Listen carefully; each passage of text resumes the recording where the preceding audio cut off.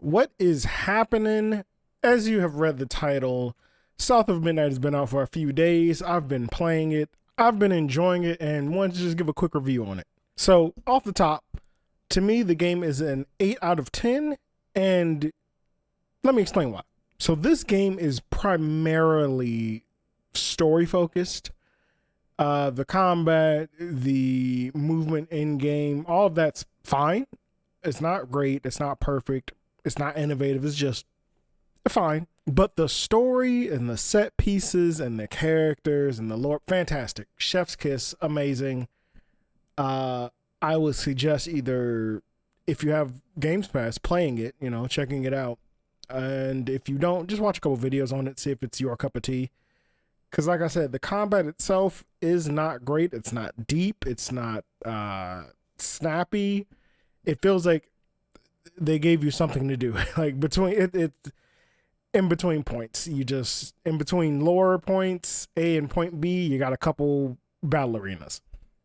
But let me start at the top. Let me tell you a little bit about the story, a smidgen, just a wee bit.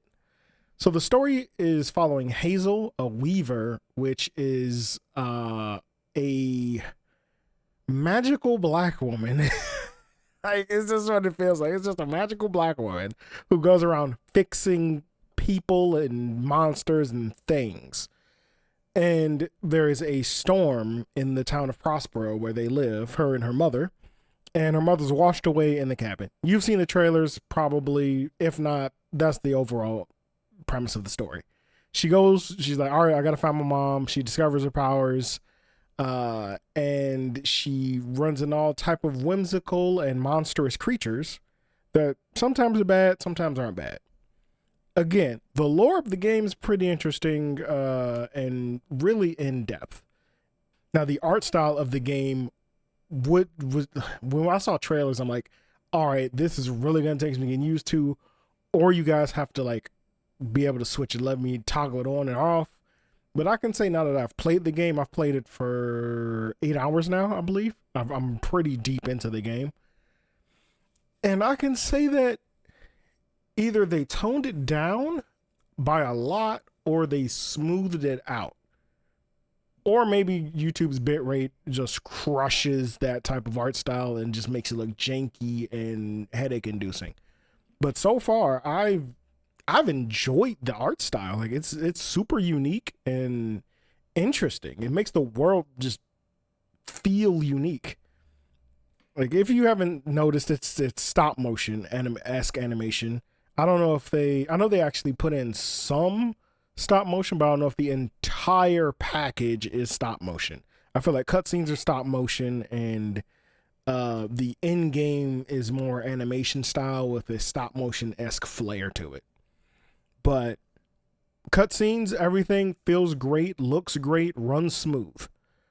Don't know if it's just due to my PC because I have, I'm using a new-ish CPU and stuff, or if it's just that, hey, you guys have really knocked it out the park with your animation style.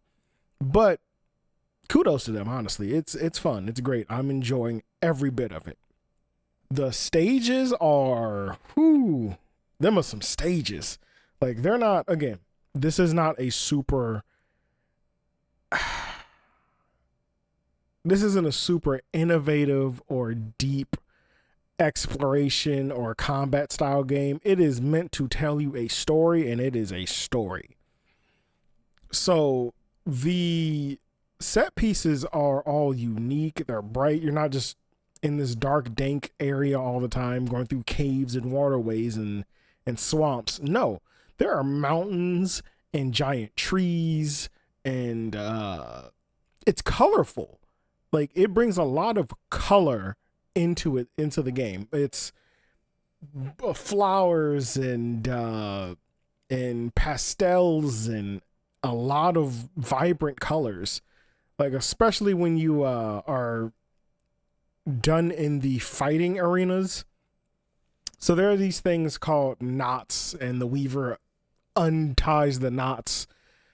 And once Hazel does that, it's like, all right, now this place is flourishing. Now it's pretty. Now it's healed, I would say. And there are pastels, there are bright colors, there are flowers, and all sorts of, positive cues in the world now. And it's really nice. It's really enjoyable. And its combat is also telling you a story of this character, this being is meant to heal the things that are around them. And I'm like, okay, I can get behind this. I can enjoy this. But again, the combat and exploration are not super deep. You go point A, point B, collect some lore, hit a cutscene, talk to somebody, do the thing again, rinse, repeat. Very simple, very basic, and that's, to me, that's where it starts to fall on its face. The art style great, story great, set piece great, music great. Two-Toed Tom goes fucking hard. I'm just saying. It's such a good track. It's such a good track. But the combat and the exploration are just so basic. It's like the combat is what is the closest thing I can actually reference this combat to being like? RPG-esque, I would suppose. You have a skill tree, you have skills, you have cooldowns for your skills, and defeating enemies and unraveling enemies allows you to shorten your cooldown for your abilities. The skill tree is not that long. It's not that big. It has like, you have 4 or 5 skills, and each skill has like 3 levels of points you could put into it. And then you have your general tree, which is just like a line. And you're like, okay, well, I can fill this out really quickly. They don't make it hard to collect all the essences and things you need to buff yourself up and do more damage and have an easier time. Because there are like no heals in these combat areas. Oh, let me backtrack there. Every single combat encounter is a combat arena. You go do some lore, do some light exploration / platforming, and then you hit another combat arena. And it's a flat combat arena, and the knot summons enemies for you to fight, and you beat all the enemies and unravel the knot. And you're done. Like, that's it. But there are no healing points outside of these combat zones. So you heal on Unravel, and you heal with the one healing thing that's in the area, where if you're playing on normal or harder difficulties, you can only use once. It does not respawn. You use that once. And outside of that, yeah, you're not healing unless you're doing damage to enemies. And the enemies hit pretty damn hard. So you're just trying to be as cheap as possible to get through the fucking combat as fast as possible. Again, nothing wrong with the combat. Like, nothing is bad about the combat. It's serviceable combat. It's just okay. And in this game where I felt that most other things are fantastic, these two huge glaring problems, which aren't huge glaring problems, feel like huge glaring problems. Like, these are arguably, you want the player to go, man, I'm doing real cool shit in this game. I'm flipping and stunning and possessing and doing all this cool stuff. But it never hits home. It never feels great. It feels like, okay, I've gotten used to this combat now. I can now kill these enemies in like 2 minutes tops. And then you're like, cool, let me go find some more lore and be sad again. Because damn, this story is sad. Like, it's rough. It is. Let me just say this. Okay. So you have to be emotionally ready for some of these aspects of this game, especially as, say, like a black person in America. I'm not being political. This is just what the fucking game is. Race should not be political. I'm just going to say that. Uh, but this game is not afraid to delve into that stuff. It's not afraid to show you like, yo, things were bad. Things are still pretty bad. And Hazel will reference this. Hazel will talk about it in the game. So you have to be emotionally available and ready for some of the things. Like, it doesn't go like super extremely graphic, but you clearly will get the gist as you play through this story about what the game is trying to convey. But that's all I'm gonna say about that, because it is definitely a story I feel that a lot of people should experience and a lot of people should play through. Definitively story so far, 10 out of 10 for me. Great storytelling in this game. The medium they use to tell this story, the stop motion graphics, give it a lot of warmth, and a lot of effort was put into these designs of these characters. Fantastic. There are, aside from the enemies, like the jobber enemies, there is not even a near repeated design in this game. Everything is unique. Now, the other main issue I had was exploration. It is, again, just like the combat, serviceable. It's not great. It's not terrible. There are times I am frustrated by it, but I have not had many problems or been confused about where to go at all in this game. Like, most things are pretty straightforward. There are branching paths. There are loop back paths as well.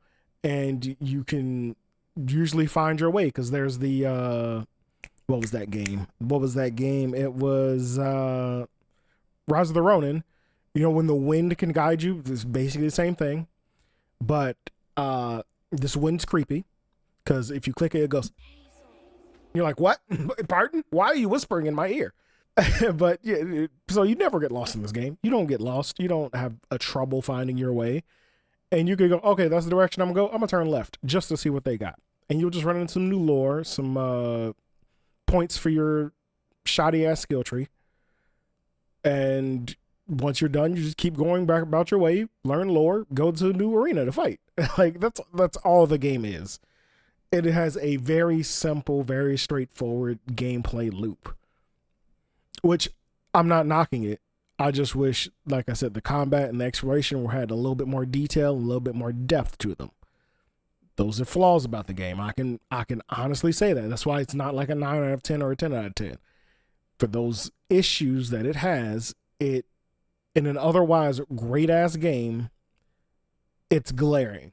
Now, as I was saying about the music, oof, each of these areas have their own music, and it builds and then it crescendos near the end of the level, and you're like, oh man, y'all thought about how to add this music. And each music is boss detailed, so all throughout the stage it's building, and most of the music is talking about the boss. So even the music talks about the lore of the world.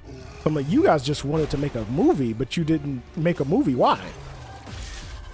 And like, Two-Toe Time goes hard. That's all I gotta say. That's all I'm gonna say again. Two-Toe Time goes fucking hard. But it's all country and bluesy and swing, and it's a great time. It's fun music, interesting music, builds upon what the game is trying to accomplish. It doesn't fight the game, and it's not just there for a backdrop. It's there to build up the story. But yeah, I'm not gonna hold you guys. Overall, this game, fantastic, honestly. It's great. 8 out of 10 game. The glaring issues that aren't really super glaring, I'd say, are, again, the combat, the exploration, and the lack of skill tree depth are the three major things I've had with the game. There haven't been any crashes. There haven't been any graphical errors, really. I think, like, one time a spirit thing I collected lingered around for a while, but then it disappeared. It didn't affect the gameplay whatsoever. But other than that, sound design's great, art style's great, story's great, voice acting's fantastic. This game has a lot of soul and a lot of heart. If you have an opportunity, if you have Game Pass, check it out. If you don't have Game Pass, I'd say watch 1 or 2 videos on it, 1, 2 short videos. Hopefully this review gives you a better idea of what the game is. And I'd love to hear thoughts in the comment section down below. Did you look at South of Midnight? Were you interested in checking it out? Will you check it out? Love to hear your thoughts. Hit the like button if you like the video, and don't forget, start that subscribe button. This is Matt. I'll see you in the next video. Peace.